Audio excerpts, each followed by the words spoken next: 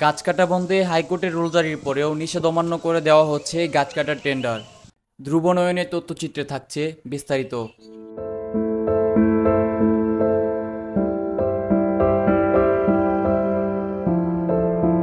সারা দেশে গাছ কাটা বন্ধে হাইকোর্টের রুল জারির পরেও সাভার উপজেলার বিরুলিয়া ইউনিয়নের ভূমকা মৌজায় বিপুল সংখ্যক গাছ কাটার টেন্ডার দেওয়া হয়েছে। তবে এ বিষয়ে বন বিভাগের পক্ষ থেকে কিছুই জানানি হয়নি বলে নিশ্চিত করেন উপজেলা নির্বাহী কর্মকর্তা। এ বিষয়েও বিস্তারিত জেনে জানাতে পারবেন বলে মন্তব্য করেন গাজীপুর রেঞ্জের বিট কর্মকর্তা মহিদুল রহমান। বিস্তারিত জানতে মুঠোফোনে যোগাযোগের চেষ্টা করলে কল রিসিভ করেননি ঢাকা 19 আসনের সংসদ সদস্য সাইফুল ইসলাম।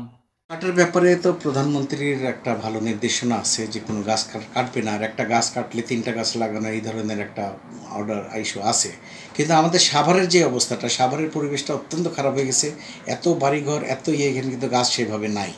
জলবায়ু পরিবর্তনের পর যে ধরনের আমাদের কর্মসূচি হাতে নেওয়া উচিত ছিল, সেই কর্মসূচি আসলে কোনো কর্মকর্তা, উপজেলা চেয়ারম্যান বা পৌরসভার মেয়র অথবা আমাদের মন্ত্রী মহোদয় এই ধরনের কোনো দেখার মতন কোনো কর্মসূচি ওনারা উল্লেখযোগ্য এরকম কোনো কিছু এখনো হাতে নেয়নি। সাভার প্রেস ক্লাবের সাবেক সভাপতি জাভেদ মোস্তফা গাছ কাটার এমন সিদ্ধান্তের তীব্র নিন্দা ও প্রতিবাদ জানিয়েছেন। তবে এর মধ্যে আমি শুনতেছি কিছু কিছু প্রক্রিয়া শুরু হয়েছে। বন মন্ত্রণালয়ে কিছু গাছ কাটার জন্য টেন্ডার দিয়েছে। এগুলো ইমিডিয়েটলি বন্ধ করতে হবে। আমরা এই ধরনের গাছ কাটার প্রচণ্ড বিরোধিতা করি এবং জাহাঙ্গীরনগরে বেশ কিছু কাঠ নিয়ে আন্দোলন হয়েছে, ছাত্রছাত্রীর উপর হামলা হয়েছে, পুলিশের মার খেয়েছে, কিন্তু তারপরে তারা তাদের আন্দোলন চালিয়ে গেছে। চুক্তি অনুযায়ী গাছ কাটার সময় হয়েছে, তবে সরকার যে সিদ্ধান্ত দেবে তা মেনে নেওয়ার সম্মতি জানিয়েছেন সাভার সামাজিক বনায়ন কমিটির সভাপতি মুজিবুর রহমান। আমি মোহাম্মদ মুজিবুর রহমান। আমাদের এই বাগানটা লাগানো হয়েছে 2012-13 সাল, 12-13-13-14-14-15 এভাবে আমাদের এখানে 6টা বাগান আছে। আমাদের সাথে বন বিভাগের শর্ত সাপেক্ষে যে চুক্তিনামা দলিল, এটার শর্ত হলো প্রতি 10 বছর পর পর এই গাছ কাটা হবে।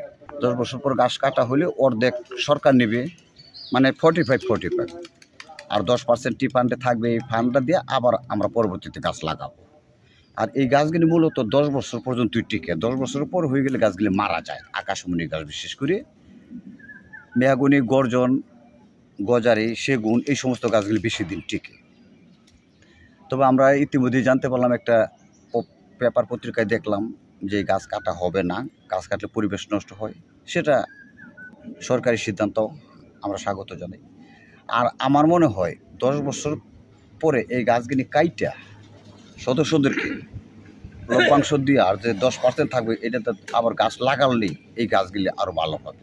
আর না হলে একটা দুইটা আপনি দেখতেছেন এই যে মরে যেতেছে, এবং 2টা 4টা 5টা 10টা মূল্যে সরকারের কিন্তু লক্ষ লক্ষ টাকা লস হইতেছে। আর আমরা উপকারভোগী যারা আছি, আমাদেরকে তো মনোবল ভেঙে যাচ্ছে।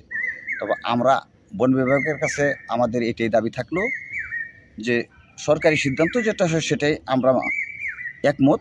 তবু 10 বছরের যেহেতু পূর্ণ হয়ে গেছে আর গাছগুলি মরে যেতেছে, এই গাছগুলি কাইটা আবার নতুন করে গাছ লাগাইলে আমরা সাথে থেকে লাগাবো, আবার আমরা গাছ লাগাই দেবো। আর যদি এটা না হয়, যদি সরকার সিদ্ধান্ত নেয় যে এই গাছ থাকবে, তাহলে আমাদের উপকারভোগীদের সাথে যে সে চুক্তিনামায় আমরা আবদ্ধ, সে আমাদের অংশ যদি লভ্যাংশ আমাদেরকে টাকা দিয়ে দেয়, গাছ এখানেই রইল, তাতেও আমাদের কোনো আপত্তি নেই।